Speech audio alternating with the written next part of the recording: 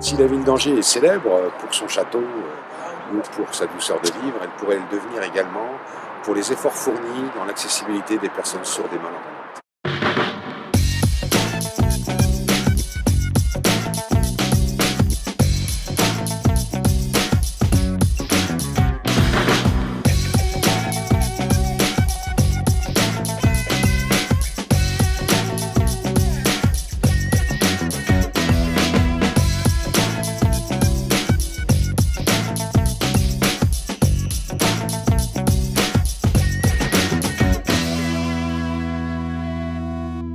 Madame Rosemarie Véron, nous avons constaté à la SCOP Le Messageur que la ville d'Angers est très en avance dans le domaine de l'accessibilité pour les personnes malentendantes.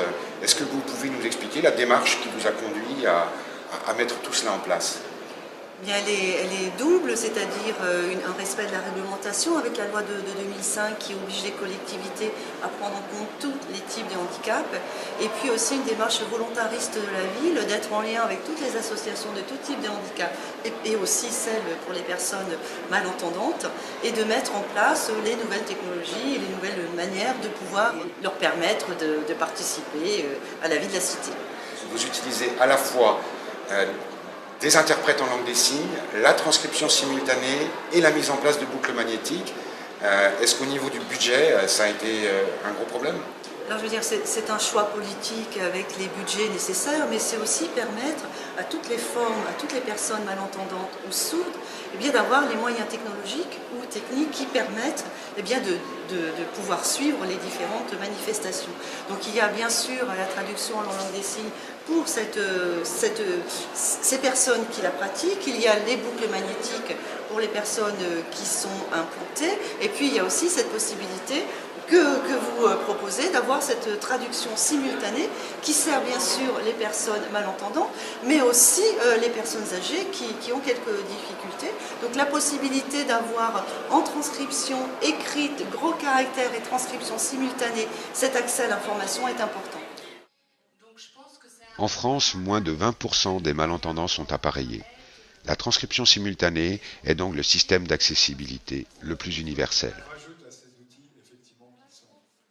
Donc, Monique, vous souhaitez participer à la vie de la cité. Vous êtes quelqu'un qui sort beaucoup, qui s'informe, qui participe à des conférences. Quels sont vos besoins en matière d'accessibilité ? Dans ma vie quotidienne, seule pour faire de petites démarches simples, je me débrouille avec toi bien. Si je vais chez un assureur, chez un banquier, je préviens de mon handicap. Là, par contre, si je veux aller à des conférences, j'ai besoin de la transcription. Si je vais à des conférences avec d'autres personnes sourdes, malentendantes, j'essaie d'avoir la transcription. L'intermédiaire de messagers, par exemple, la mairie, tout ça. Vincent, vous êtes le mari de Monique, et vous également, vous êtes malentendant, mais apparemment, vous n'avez pas les mêmes besoins au niveau de l'accessibilité. Et quels sont ces besoins ?